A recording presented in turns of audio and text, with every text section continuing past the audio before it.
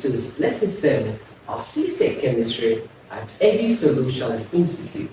Now, today's lesson, we will be looking at the types of reaction.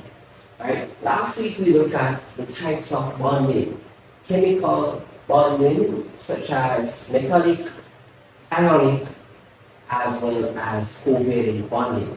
Now, these bondings were used to create compounds, right, or molecules. Now we're going to look at what if those compounds or molecules interact with other compounds or molecules and create something new. Then that is what we call a reaction. So a reaction is when you put two substances, any amount of substances together, and you get something new from that combination. And hence, you get a reaction. Now, some reactions don't involve you inputting something more than two substances. Some could be that you have a substance and over a period of time, it creates something new. That is still a form of reaction. So once something new is created, then that is a reaction. Now, there are multiple types of reactions that you will undergo. Now, these are the 5 basic important ones that we will use regularly. Now, the first one is called a single displacement reaction. What does this mean? Single displacement means that we have a metal, or let's not say a metal, let's say an element that will react with a compound. Right? And what it does is that the metal or the element, replaces one of the element in the compound. So that's why it's called a displacement, because this element is going to displace one of the elements in the compound to create something new. Alright? Now, why does it displace it?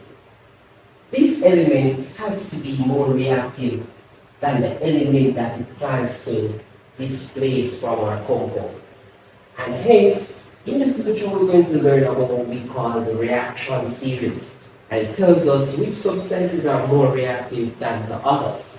So, example, potassium and sodium are the most reactive substances that we will do at this level. So therefore, if it's sodium that's here, right?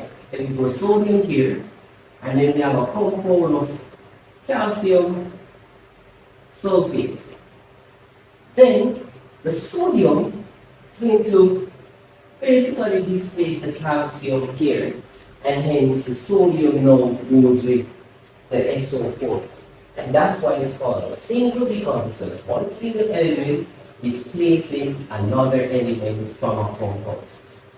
Alright? Then we have the double displacement. And double displacement means we have a compound mixing with a compound. And hence, all they do is just switch around. So basically, the metals switch. So the metal of one compound will switch to the metal of the next compound. So let's say we had sodium chloride and we have hydrochloric acid. This metal will switch with this metal. So sodium and hydrogen switch, so we get sodium. Let's use something else. Let's use potassium phosphate. Alright? So potassium and sodium will replace each other to get sodium phosphate, and we get potassium chloride, because they're just switching around from each other's compound. Alright? How do we get these formulas? We're going to look at that in our next lesson. Synthesis reaction. Now in synthesis means we're building. Right? So normally synthesis involves either elements or small compound. And what we're doing is that we're coming together to give you one big thing. Right? So in synthesis, it could be that sodium is reacting with chlorine to give you sodium chloride. Because two small things give us one big thing. Right? So synthesis is basically building up from small to give you a bigger substance. Decomposition. Now decomposition is the opposite of synthesis. So we're breaking apart. How do we break apart? Because we probably heat that substance, or over a period of time that substance just naturally starts to break apart. So it breaks apart, then that will remove it from the big substance to give you the smaller substances that made it up. Right? So that what we call decomposition. We are breaking up a big substance to give us smaller substances. And then finally we have combustion. And combustion has to do with burning. Right? The burning that we look at are for compounds with carbon and hydrogen. And they're going to mix with oxygen. So that's what combustion is.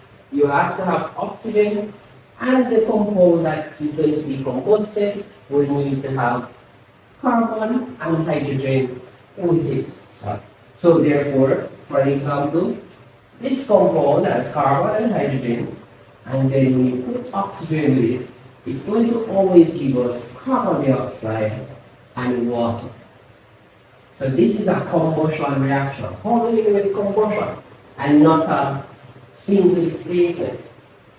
Right? Because we have a C and an H reacting with an O that always gives us carbon dioxide and water.